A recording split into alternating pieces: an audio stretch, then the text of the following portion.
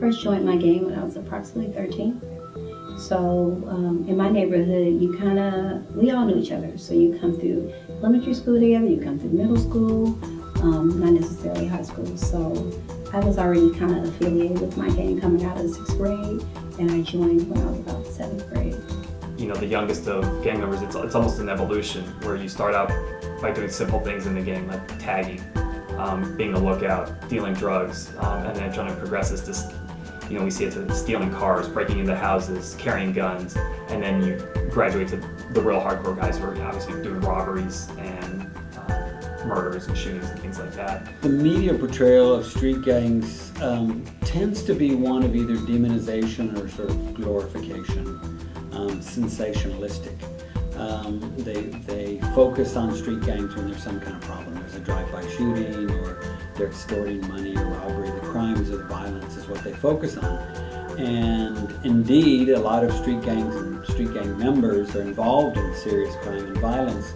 But that's only one part of a much, much bigger picture of what happens in street gangs and the functions that street gangs serve. People become extraordinarily fearful of the unknown. And if the unknown then gets packaged with a set of tropes and conventions that have been used to describe minority youth, gee whiz, perfect storm, all hell's breaking loose on the streets.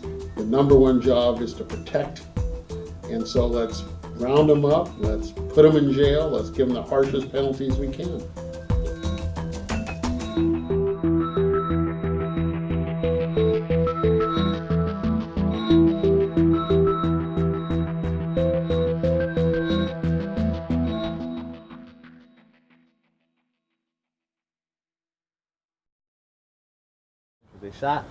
They shot at the window, so they lit up all this area right here.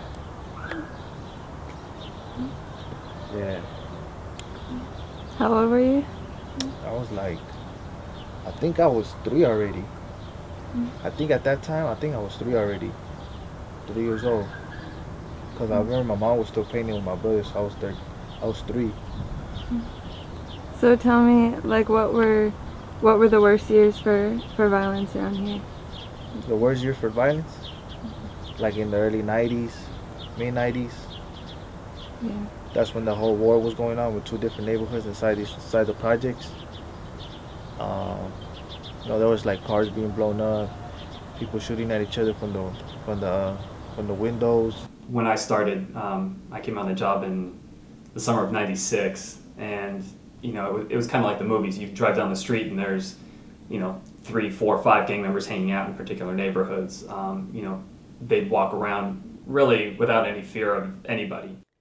In 1988, the homicide rate in the city of Los Angeles began to climb steadily until it reached an all-time high of 1,092 murders in 1992. The following year saw only a slight decrease, with 1,077 homicides taking place. Police estimate that between 50 and 60% of all murders in the city are gang-related. Over the next several years, the murder rate in Los Angeles declined steadily, mirroring a nationwide trend. Yet it was during this period that politicians and the news media began to sound the alarm that a far worse wave of deadly crime was on its way, and that those perpetrating it would be the nation's youth.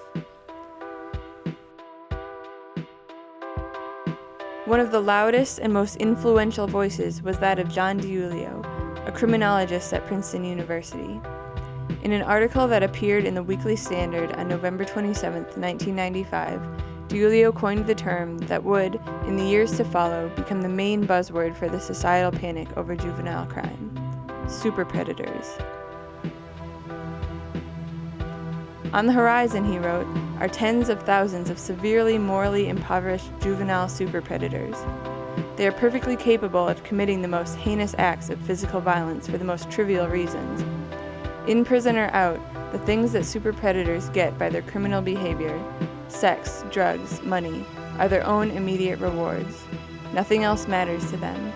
So for as long as their youthful energies hold out, they will do what comes naturally: murder, rape, rob, assault, burglarize, deal deadly drugs, and get high. The media took up the story, and soon politicians on both ends of the political spectrum were pledging their support for harsher penalties for juvenile offenders. We should pass the Victims' Rights Amendment to the Constitution, and I ask you to mount a full-scale assault on juvenile crime with legislation that declares war on gangs with new prosecutors and tougher penalties. Juvenile arrests may double by the year 2010. Unless something is done soon, some of today's newborns will become tomorrow's super predators, merciless criminals capable of committing the most vicious of acts for the most trivial reasons, a pair of sneakers or a football jersey.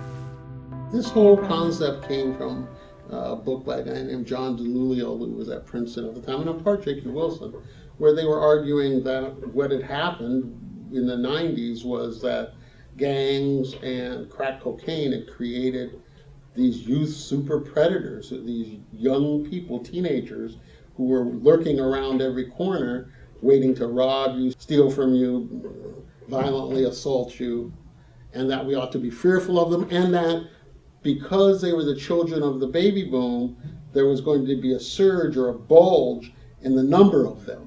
But the end game for the conservatives was that there was an epidemic, it was a dangerous one, it was primarily kids of color, and something needed to be done to stop them.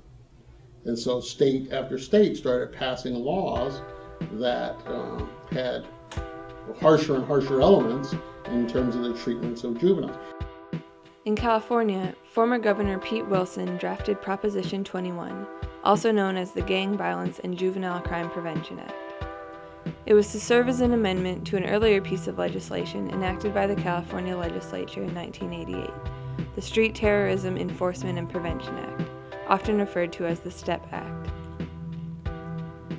Under the STEP Act, participation in a street gang became a punishable offense, and anyone convicted of a felony that was committed for the benefit of a street gang was to receive additional years added on to his or her sentence.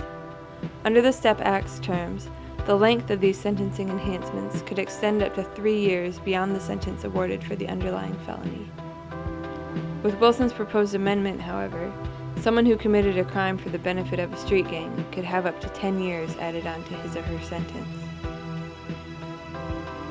In addition, the measure included stipulations that would make it easier to try juveniles as adults, and also increase the number of crimes that would be subject to the terms of the Three Strikes Law.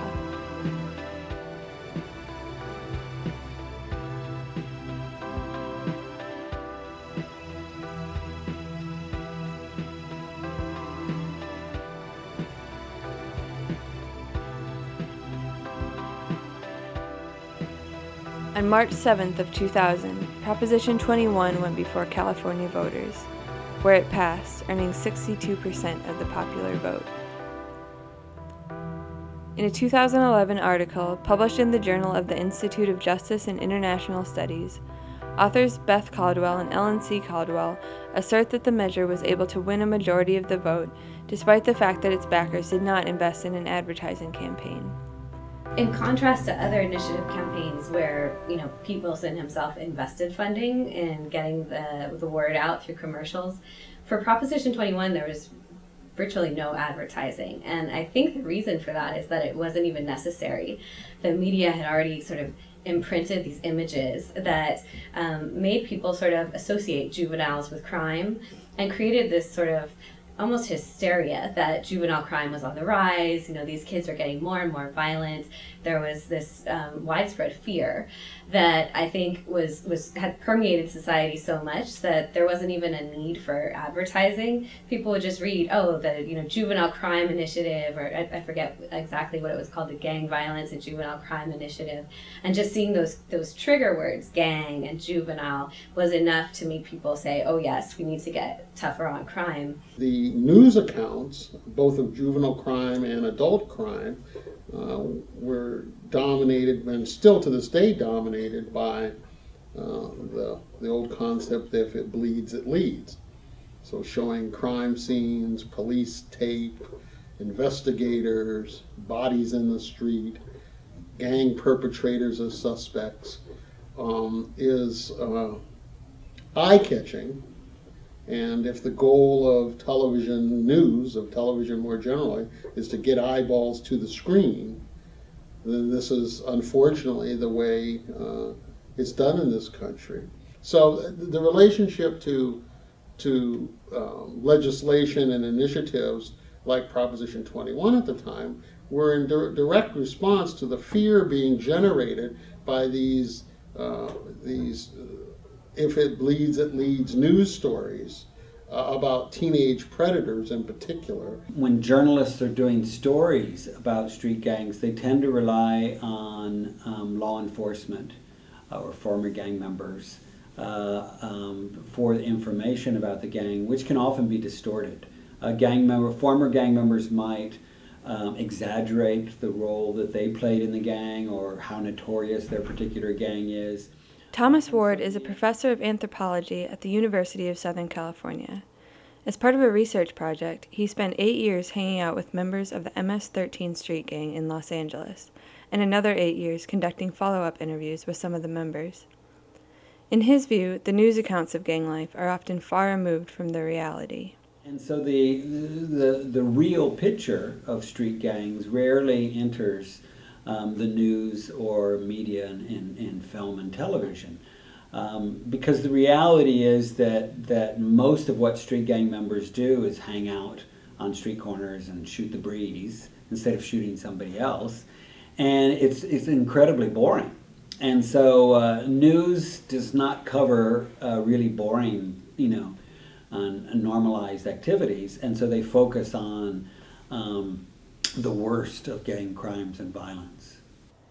If widespread fear caused by sensationalized media coverage of crime was one major factor in the passage of Proposition 21, then running parallel to this was the fact that the measure was decided by popular vote.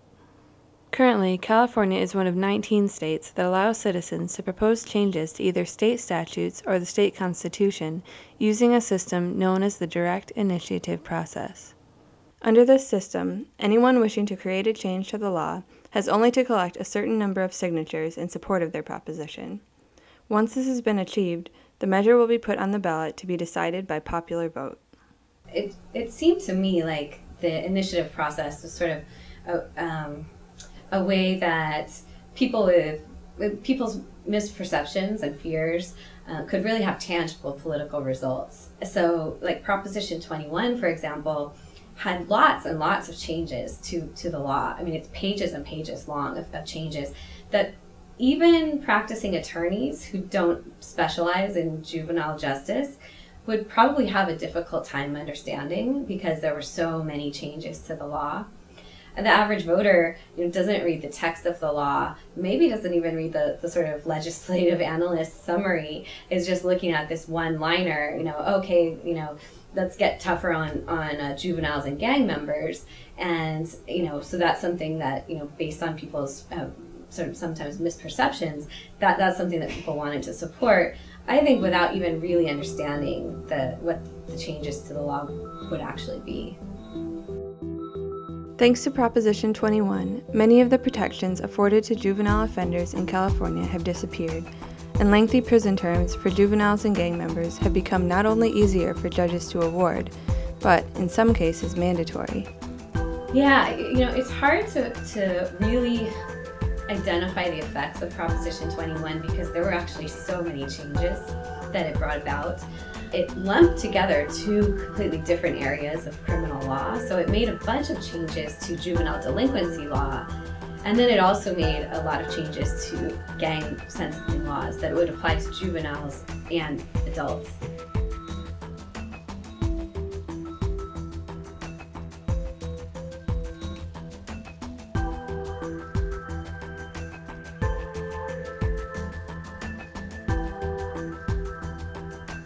The question remains, however, has Proposition 21 succeeded in making communities safer? According to LAPD officer Brandon Purice, the answer is a definite yes. Over my career, the crime rate, not only the homicide rate, but the crime rate has dropped to levels that we haven't seen since the 50s and 60s. Now, is it due to stiffer sentences? I don't think it's necessarily specifically because of that, but I think that's one factor in creating a safer society. It wasn't uncommon for me in my first couple of years to run into gang members who had done 7-8 years for a murder and are now on parole, and it was almost a revolving justice system in terms of violent crime. Now, with stiffer sentences on violent crime, including juvenile offenders, people are spending longer and longer behind bars, and you're keeping that core group of very, very hardened criminals away for longer periods of time, and it keeps the streets safer. Others, however, see the situation differently. I don't think that stiffer sentences or gang enhancements or, adding more possibilities for life sentences, I don't think that any of those approaches have been proven to decrease crime. And actually, in some cases, I think they can actually increase crime. Recidivism is really high from prison, and it makes sense that if you take a 16 or 17-year-old and lock them up for years in an environment that's very violent, where they are likely to be victimized, that when they're released, they have not been rehabilitated, and often they've been further traumatized and maybe likely to continue to engage in crime. So I think that a better approach would be to look at why people are actually getting involved in crimes and craft solutions that respond to those sort of root causes. Even Officer Parise agrees that prisons can often do more harm than good in terms of the effects that they have on the individuals locked inside. I'd say that going to prison doesn't necessarily make that person any better or keep them from committing crime. In fact, it's generally the opposite. I mean, you generally learn how to be a better criminal, but they're also kept away from society for longer and longer periods of time. And I think even if you keep them away from society for longer and longer periods of time, they'll get out at a later and later age, 40, 50, 60, and by then their desire to commit crime is much, much lower. And you don't see, most guys in their 50s and 60s even wanting to be involved in the day-to-day operations or any type of criminal activity by then. And if you can keep the people off the streets till then, you're probably saving lives along the way. I see where the argument is coming from, but I feel like it's more detrimental than anything, because I feel like it ruins like a network of lives. So it's Luz Flores is a member of the Youth Justice Coalition, a Los Angeles-based organization working to dismantle race, gender, and class inequality in California's juvenile justice system. As she sees it, the idea of locking people up to keep the community safer is not as simple as it appears. So it's like, it's not just like, oh yeah, we're just locking this one person away. Like, no, like their whole family has to suffer. There's like people without dads now. There's like babies without dads. There's mothers that have to struggle because that father figure is not there. So they're like forced to raise this child, and the child doesn't have their father there. So they like continue on the lifestyle, or they continue down the wrong choices and the wrong paths. Regardless of the effect that prison time can have on individuals, it seems that locking people up has been the method of choice in terms of the way that officials in California deal with the issue of gang crime. Not only have sentences increased in length, thanks in part to Proposition 21, but for the past 20 years, another tool has been employed by law enforcement that has made it much easier to put gang members behind bars, sometimes for actions that would be completely legal for anyone who is not considered to be a member of a gang. A tool known as a civil gang injunction.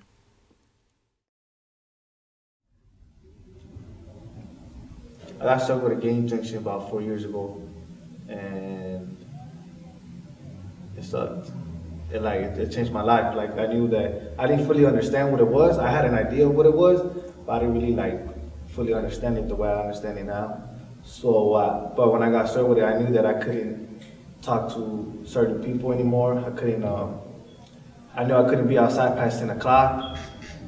I knew that I couldn't wear certain colors. I couldn't, I think that's about what I knew from it at that time. But then I started, learning more about it, and I knew that I couldn't even do certain hand signs. I couldn't be within 15 feet of an open alcohol container in public. Or else I could go to jail. I could get arrested and go to jail. Gang injunctions are basically used in areas where a gang has a stranglehold on a particular neighborhood, and it's, a lot of these gangs have spent generations and generations in a particular neighborhood. The gang injunctions are used to keep gang members from associating in any particular neighborhood. The city basically sues the gang and the court provides a court order saying you can't do one of several activities. And if you are caught violating that court order, then you can be arrested for that. Sometimes described as restraining orders against street gangs, civil gang injunctions serve to restrict the actions of gang members within a certain defined area, known as the safety zone. And while such measures have existed since the 1980s, it was not until 1993 that injunctions in their current form came into being. That year, prosecutors filed a lawsuit against the Blythe Street Gang in Van Nuys, arguing that the gang constituted a public nuisance. They asked the judge to grant a type of restraining order against the gang known as a civil gang injunction. Such restraining orders had been filed against street gangs previously, but this time there was a significant difference. In the past, only actions that were already considered to be against the law were listed under the injunction's terms, actions such as destruction of property and public urination. If an individual was caught committing one of the offenses named on the injunction, police could arrest that person and charge him or her with the more serious crime of violating the terms of the injunction. However, in the case against the Blythe Street Gang, the judge ruled that police had the right to include otherwise legal actions on the injunction as well. Thanks to this ruling, for all those served with an injunction today, charges as simple as possessing a cell phone or waving at cars can earn them a 6-month term in jail. However, the actions most commonly prohibited by injunctions are the following: association with other gang members in public, intimidation of victims or witnesses to gang activity, possessing guns or other dangerous weapons, creating graffiti or possessing graffiti tools, being in the presence of illegal drugs, being in the presence of alcohol, and trespassing. In the eyes of many officials, including Officer Brandon Purice, the injunctions are seen as a necessary tool in the fight to make neighborhoods safer for the people who live there. When I started, I came on the job in the summer of '96, and it was kind of like the movies. You drive down the street and there's 3, 4, 5 gang members hanging out in particular neighborhoods. They'd walk around really without any fear of anybody. They'd see the police obviously and they turn around and go different directions, but once the gang injunctions started to come around and really be enforced by the gang units, guys weren't hanging out, guys weren't openly asserting what they consider authority over their turf, and things started to slowly change from hey, this is a bad neighborhood, there's tagging, graffiti everywhere, to now kids are starting to come out into the streets again and play at night, and families are more willing to come out with their kids, and it's a little bit safer, and it's grown over time to where the gangs don't control the neighborhoods necessarily anymore, but the families are starting to reconnect with their communities. In July of 2009, the City Attorney's Office of Los Angeles published a document entitled Gang Injunctions, How and Why They Work. The report put forth an overwhelmingly positive view of injunctions, with the authors stating the following. In the final analysis, the Los Angeles City Attorney's use and enforcement of gang injunctions is entirely consistent with due process of law, follows well-established legal precedent, protects the neighborhoods of Los Angeles, and safeguards the civil liberties of all the city's residents. Yet despite the praise from law enforcement officials, there is another side to these measures that can be much more damaging than they let on. A side that Beth Caldwell witnessed while working for a nonprofit organization in Venice, California. So I worked as the youth development director at Venice Community Housing Corporation, which is in the Oakwood community of Venice. There were 2 gang injunctions in the community at the time that I worked there, which was from around 2002 to 2006. One was targeted primarily at the main Latino gang in the area, and the other at the major African American gang in the community. And at the time I was running a job training program for young people who wanted to change their lives around. But we had a lot of people who were on the gang injunctions, and it was really demoralizing to a lot of them, because the local police would often wait right outside of our offices, and like if 2 of them were walking to get lunch together on their lunch break, they would stop them and they could cite them because the gang injunction prohibits like being seen in public with somebody else who is subject to the injunction. It just, from the moment you wake up to the moment you go to sleep, you gotta watch who you talk to. And I live in projects, so like everything is close together, everything I mean, it's like it's a small area, you know. So everybody knows each other. Everybody grew up with each other. I have friends that I went to pre-K with, you know. So elementary school, middle school, and my neighbors. I could talk to certain neighbors. I think I could have gotten arrested if me and my neighbor stood on. If he stood on his porch and I stood on my porch, we could get arrested for that because that's within 200 feet, and you can't be within 200 feet of anybody who's an alleged gang member. So there's no requirement that they're doing anything criminal, right? And that's really the problem. Is, you know, the sense that these young people got was like, I'm trying to change my life around, and you know, they're never going to let me. Today, there are more than 40 gang injunctions in Los Angeles alone, enjoining the activities of nearly 80 different street gangs.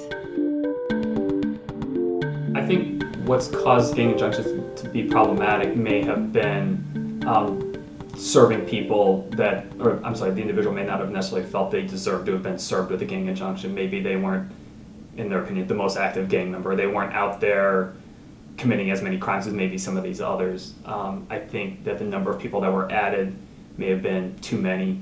But if you stick to the hardcore group, it's really, really effective in these neighborhoods.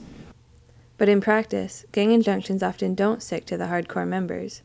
And amongst those listed as defendants on injunctions, there have often been family members who are then no longer allowed to see each other in public.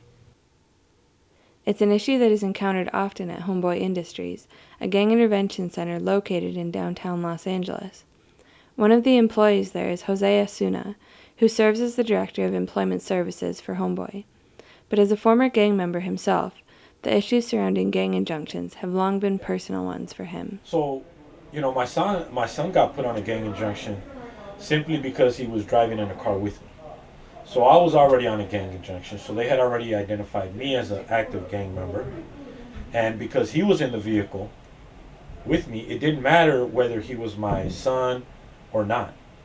Law enforcement that day chose to just say, we're going to put you on a gang injunction, and if you fight it, then we're going to take you to juvenile hall. And though Asuna says that his son had never actually been involved in street gangs, that didn't stop him from being subject to the terms of the gang injunction once it had been served. So that meant that I couldn't drive around with my own son without being at risk of both of us being incarcerated. So I know that that affects other families as well, where brothers and sisters and fathers and daughters and fathers and sons and mothers and daughters are put on gang injunctions. And so they're not really able to be in certain areas together because they run the risk of being arrested. Also, job-wise, you know, I'm Director of Employment Services at Homeboy Industries, so I've actually run into some cases where I can't place people in certain jobs because there's already somebody there working that's on the same gang injunction. So if that person goes to work there, they're both at risk of being violated on the gang injunction. While the restrictions on association between gang members is often the most talked about aspect of injunctions, many other actions also become illegal for those who have been served. I represented a client in juvenile court who was subject to a gang injunction in Hawaiian Gardens. That injunction prohibited people from riding bikes. And he was riding his bike to the store a few blocks down the street. His mother had asked him to go pick up some groceries. And he got arrested because he was riding his bike. And it was, you know, the way the injunction is written, it's hard to create a defense because he was riding his bike. The issue was whether he should have been subject to the injunction. But you know, that's also difficult because it's fairly easy to prove gang membership. And once a person has been convicted of violating an injunction, the punishment can be up to $1,000 in fines and a 6-month term in jail. So we're talking about half a year of being removed from the community, being removed from your family, and that has a deep impact. You know, that can have some serious repercussions in someone's life. So I don't think that the punishment that they choose to dish out is very fair. And I don't think that they understand the impact that it can have in someone's life when they remove somebody from the community and their family for that amount of time. Despite the problems many people see in them, most gang injunctions are put in place without receiving much attention from the public. But in 2013, one proposed injunction began to make headlines in the Los Angeles area. In June, the LA City Attorney's Office had requested an injunction that would create a so-called safety zone in the Glendale corridor area of the city, which includes the Echo Park neighborhood as well as portions of neighboring Silver Lake. If passed, the injunction would be served to members of 6 street gangs in the area: the Big Top Locos, the Crazies, the Diamond Street Locos, the Echo Park Locos, Frogtown, and the Headhunters. Almost immediately, opposition began to grow in response to the proposal, much of it centered around the fact that the area was not one of the most crime-ridden in the city, and in fact, some statistics indicated it was experiencing its lowest crime rate in decades. So why the proposal for such a measure now? It seemed to some that the city attorney's decision to pursue an injunction there had less to do with legitimate concerns over gang crime and more to do with the desire to facilitate gentrification in the area. Over the preceding decade, Echo Park had experienced a gradual influx of middle-class white residents and simultaneously a decrease in the number of working-class Latino residents. And as those who would be subject to the injunction invariably belonged to the second group, critics worried that the measure would simply aid in the destabilization and displacement of a portion of the population that was considered less desirable by city officials. The arguments of protesters convinced the Echo Park Neighborhood Council to vote against supporting passage of the injunction, while a similar vote by the Silver Lake Neighborhood Council ended in a tie. Ultimately, however, the decision rested with Superior Court Judge Abraham Khan, and on September 26 of 2013, he decided to approve passage of the Echo Park gang injunction. I was up in Echo Park recently, and that's like one of the areas that recently got served on a gang injunction, and we were really trying to fight so they wouldn't get served for a gang injunction. And I was on the bus, and I saw like a group of like white males congregating, you know. And I just like in my head, it's like if those were like black or brown males congregating like in their park, like in their driveway, like the cops would have pulled up like right away and like harass them or ask them what they were doing, you know. But since they're like a group of white young men, you know, they don't get like the same treatment. They don't get targeted the same manner as like the other populations. The city claims that it's to save lives, for like public safety, but most of the time the injunctions are placed in cities and communities that are not experiencing the highest levels of violence. Like in Echo Park, they had the lowest crime rates in 30 years. And they just got a gang injunction. And we're starting to see that in a lot of different cases where communities are getting gang injunctions that the real estate around the zone is going up. It's like selling high, so it's like it's all tied in with like gentrification and all that stuff. Such accusations raise troubling questions about what types of residents city officials care most about keeping safe. But when asked what his opinion of gang injunctions would be, if they really were restricted to areas that experience the highest levels of gang crime, Cazares had this to say. Well, I don't think gang injunctions are the right solution to like, you know, gang violence or whatever. I feel like that's just putting like a Band-Aid on a bullet wound, you know. And what happens with that is only gonna keep leaking. It's gonna get infected. You know, like you gotta go in and take out the bullet out the wound to really heal it. You know, so I think you have to ask yourself, like, why is there young people out in the streets that are selling drugs and you know, like robbing people? You know, like it's because there's nothing out there for those young people. To some degree, City Attorney Mike Fuhr seemed to concur when he made the following statement in a press release following the passage of the Echo Park gang injunction. We've got to be tough on violent gang activity, and gang injunctions such as this one in the Glendale corridor are an important step, but we should complement this approach with an array of strategies to deter and prevent gang activity in the first place. That's why my office is working with families, schools, elected officials, city departments, and the community as a whole on measures including safe passages for kids to schools, prevention and intervention programs, improve city services such as street lighting, and nuisance abatement of properties tied to crime. Even Jose Asuna sees potential for gang injunctions to be used effectively, even though the problems thus far have tended to outweigh the benefits. I believe in gang injunctions. That might surprise some people, but I'm a father and I have children, and I live in a very violent part of Long Beach. So if there's a tool that can be used to keep my children safer, to keep active gang members from hanging around on street corners when they have no business hanging around on street corners, then as a father and as a member of the community, then I want law enforcement to have whatever tools they can at their disposal. But I definitely want them used in a fair way, in a different way than they're being utilized many times currently. With 45,000 street gang members in Los Angeles alone, according to the LAPD, and countless more throughout the state, the problem is simply too big and too complex for officials in California to try to solve by plucking the supposed bad apples out of each community and sending them to jail for longer and longer periods of time and for smaller and smaller offenses, such as being in public near an open alcohol container or possessing tools that could be used to write on walls. The majority of my homeboys, by the time they were 13, had already been to YA. They've already been to LP, Los Padrinos, Silmar. So, they're already acclimated to the juvenile justice system. They already knew, I'm going to go in and do this amount of time, I do this. Many years ago, Alicia Cass was a gang member living on the streets of Los Angeles. And during that time, many of the young people with whom she associated were caught up in a continuous cycle of crime and imprisonment.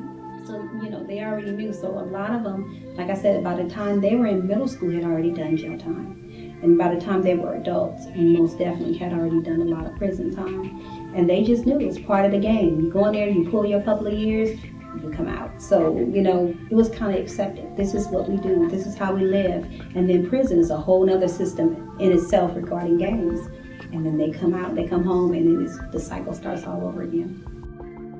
Today, Cass works as a social worker in Los Angeles County, and the issues she confronts with her clients on a daily basis often mirror those that she herself faced during her own childhood, issues which pushed her into joining a gang at the age of 13. So I came from an abusive house, sexual molestation, physical abuse. My mother died when we were little. So I found that a lot of my peers or a lot of other gang members, when we bonded, we had the same issues.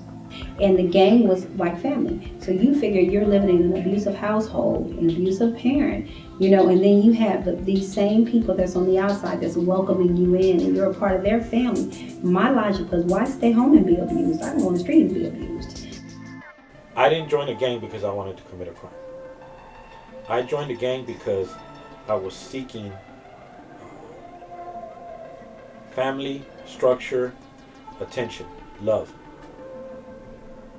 And gang members rarely are running toward the gang. They're really running away from something. And when you're in a low-income community, when you're in a community that is full of gangs and violence, then you have very little choices of what you're running to. For most of us, only the gang is there. How can you say they're just gang members? No, we just didn't come into this community where we were already gang members, there's somewhere that within our community where it went wrong, something is not, the community isn't serving the youth what they need. So the youth feel they feel trapped. They feel what are my alternatives? What else is there out there for me?